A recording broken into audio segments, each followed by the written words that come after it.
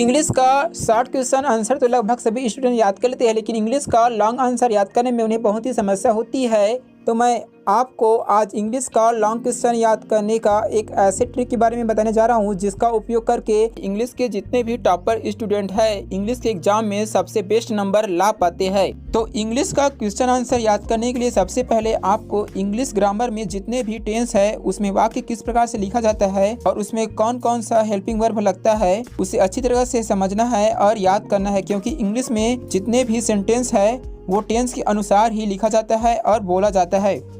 Example के लिए question देखते हैं, यहाँ पर दिया है describe the different stage of life with the different colour of rubs and the moods that they denote. तो सबसे पहले हम इसका हिंदी में मीनिंग समझेंगे, तभी ये हमें लंबे समय तक याद रहेगा और ये क्वेश्चन जब भी एग्जाम में आएगा तो हम इस क्वेश्चन को आसानी से समझ सकते हैं और इसका जो भी आंसर है उसे सही सही लिख सकते हैं।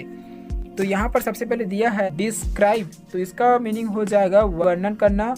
द डिफरेंट स्टेज यानी विभिन्न अवस्थाएं ऑफ लाइफ यानी जीवन की। उसके बाद आगे देखते हैं with the different colour of rubs, तो इसका मीनिंग हो जाएगा द डिफरेंट कलर मतलब विभिन्न रंग ऑफ रब्स यानी वस्त्रों के। उसके बाद दिया है एंड यानी इसका मीनिंग हो जाएगा तथा। उसके बाद दिया है द मूड्स यानी मन स्थिति। दैट दे डिनोट यानी व्यक्त करना यानी क्या व्यक्त करते हैं।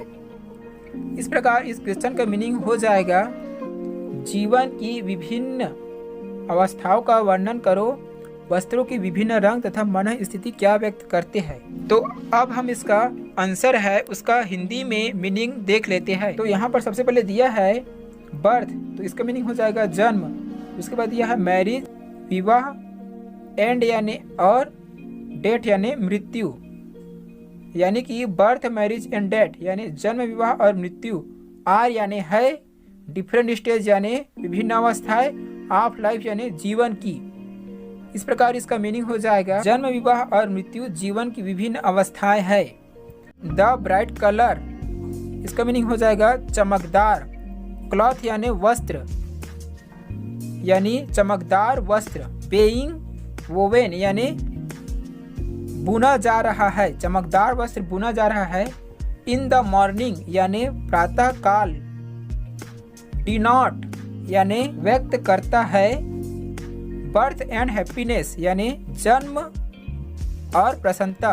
यहाँ पर बर्थ का मीनिंग जन्म और हैप्पीनेस का मीनिंग प्रसन्नता होगा। इस प्रकार the bright colour cloth being woven in the morning birth and happiness, इसका मीनिंग हो जाएगा प्रातः काल बुना जा रहा चमकदार वस्त्र जन्म और प्रसन्नता को व्यक्त करता है। जब भी ये क्वेश्चन एग्जाम में आएगा तो हमें कम से कम हिंदी का जो भी आंसर है वो याद रहेगा, तो हम इसे अपने अनुसार इंग्लिश में ट्रांसलेट करके लिख सकते हैं। तो इस प्रकार से हम कोई भी लॉन्ग क्वेश्चन आंसर हो याद करेंगे तो ये हमें लंबे समय तक याद रहेगा, क्योंकि हमने इसको अच्छी तरह से समझ लिया है।